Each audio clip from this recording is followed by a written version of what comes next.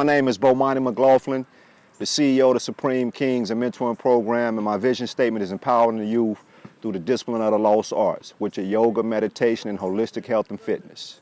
All right, cool, man. So what made you want to start the Supreme Kings? Good question, Mac. What made me want to get into mentoring is the fact that a few years back, well, more than a few years back, I used to work at a group home. So just coming into that line of work, seeing how important it is to make a positive impact in the youth and try to steer them in the right direction, I felt like it was a calling of a sort. So after I finished my work with the group homes, after that era kind of faded out, I started doing some volunteer work with Reggie Singleton at the Mills Place. Shout out to Reggie. And from there, a few years ago, I actually applied for a job at the Powell Rec Center. And due to the fact that I had a few scars on my record, I wasn't able to get the job. So I wasn't discouraged because they told me I had a great vision, great interview. So I decided to form my own program. And that's when it all started. May 7, 2010 is the official birth date of the Supreme Kings. Okay, so being that you work with the youth, what are some of the issues that that you deal with, that you find that you encounter dealing with the youth? Some of the issues that I deal with, well, one of the biggest issues that I would say is parental engagement. And we talked about this before. Let me just slow down for a minute on this. When I look at our community, and you know, I'm on Facebook, so I'm constantly seeing what's going on social media, trying to stay abreast of everything. There are a lot of people doing work in the community, Mac. You know, you got brother Reggie Singleton over there, he got the Mills Place. You got my man Dink over there with True Blue, you know, so you have people doing work in the community. The problem with us is we don't take advantage of the services being offered by the quote-unquote village. You know, you even got sisters doing heavy work in the community. You got Asha Sims doing yoga. You got Eternity. You know, you got Leah. You know, those just to name a few. So with all that being said, I think we as a people have to really get back into understanding how important it is when we say it takes a village to raise a child, and then really start taking advantage of some of the services being offered by the community. So now when I spin it full circle, I bring it back to parental engagement, even with what I deal with. You know, we run a tutoring program, and I tell my staff and other people, I say, you know, the average kid not just go sign up for a tutoring program. This ain't pizza and basketball. So it has to be a parent who understands the value of it, who say, you know what, I'm gonna make sure that my child gets the academic reinforcement that they need so they can become a better student. So that's one of the biggest obstacles, is just getting parental engagement. You know, we have a few who really, and I definitely appreciate it, the ones who make sure that they're involved in the program, you know, but the majority, you know, I've been doing this since 2010, man, and I can probably count on one hand minus a thumb, you know, how many parents I've actually seen come in and just see what's going on with what I'm teaching the kids. Yeah, just being that I've worked in the school system before, that's one thing that I noticed from me growing up, the parent engagement. So when you have, just say, the like student-teacher, student-parent conferences and stuff like that, when I was working in school, you don't see a lot of parents come there. Right. And I began seeing that as, you know, as an adult, and when I was working in the school system, I'm like, man, it's not that many parents here. Right. You know, and going back to what you said, me being a kid, you know, if my mother didn't tell me to do some type of academic stuff, I wasn't doing it. Right. So if you have kids out here without the parents behind them or some type of parental figure telling them, you know what, no, you gotta do this, the kids aren't gonna do it. That's right. They're not gonna do it. That's right. Yeah. Me personally, I think it's this notion, it's going back to what we talked about before too, but I think it's this notion about just educating oneself. You know, being educated, man. Because it just seems like it's this theory that it's not cool to be smart anymore. Right. You know? And without, you know, adults implementing that, no, you need to learn, kids not gonna learn. Yeah, and a lot of that, you know, AMAC comes from the pool of social media. You know, that's what a lot of the kids are being influenced by, what they seeing. And you're right, man, it's not quote unquote cool to be that A honor roll student. Right. We give more praise to the cat coming home from prison than we do from the cat who graduating. And it's sad to say, but that's just, our mindset. A lot of us, the way we look at things.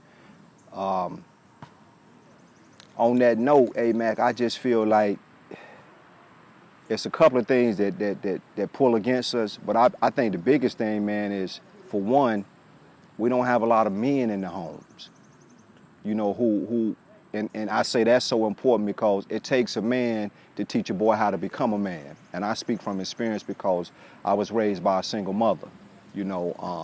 She gave me good morals and ethics, but it wasn't a man in the home. So my father figure was a man named Mr. John Ramadan, who has a very good reputation throughout the community. He's a real estate owner. He's an imam. He's a Muslim leader. So with all that being said, he was, and still today, he is my father, the person that I consider that I look up to as a father figure. But when you don't have that, you have these single parents trying to teach these boys how to be men, right? And again, a woman can't show a boy how to be a man. So it's important, again, to get engaged with some of these programs who are out here working in the community, trying to give these boys the proper tools in their transition from youth to adulthood. And I think that's the biggest thing. If you don't have a man in the home, be sure that your children, especially your boys, be sure your boys are able to get the influence of strong, positive male figures. Yeah, man, for sure. I can attest to that. I was fortunate enough to have my father in my life, and his father wasn't around. So to have Gotcha. my father in my life, I can venture to say, if he wasn't there, or if it weren't for my mother's brothers, my uncles, Right. being on me, I would probably have taken a different path. Right. It's so easy to do that. Man, hey, Mac, man, listen, man, it's serious, man. When you think about it, like I have kids come in my program, man, 6 years old, can't tie their shoes because mama's still tying it for them. And it gets serious when you look at these little boys, God willing, are going to become men someday. So you have to groom them for that position. So when you got teenagers at home, man, who not even cleaning up their own room, they can't cook and clean, they're not thinking about what they go do when they graduate from high school. They're just thinking about, well, I'll just get a job. You have to look at what are we grooming them to be when we don't prepare them for what's out here in this world. Right. Man, it's a lot of stuff, man, out here in this world, especially for young black boys. Or to break them down. For sure. Yeah. It's either go make them or break them. It is, man, and it goes back to kind of like what we had discussed earlier. It's like, if you don't really take the chance to get to learn who you are, to be self-aware, or just to understand, again, the pitfalls that are out here, how can you avoid them? How you go avoid the pitfalls if you're not conscious of it? Yeah. That's why the stats don't lie, And the change, it's a mindset. It's a mindset. When you look at all the violence and criminal activity going on, man, and you look at the flip side of it, how we exploit it. We exploit it on social media. We exploit it through the music, And I know art imitates life, but how many people are really showing the other side of the game? Like Pimp C was big on that. He was big on that, like, man, we out here talking about hustling, but what about the guys out here who got life in prison? Or the guy who was affiliated with gang life who not paralyzed because of that life.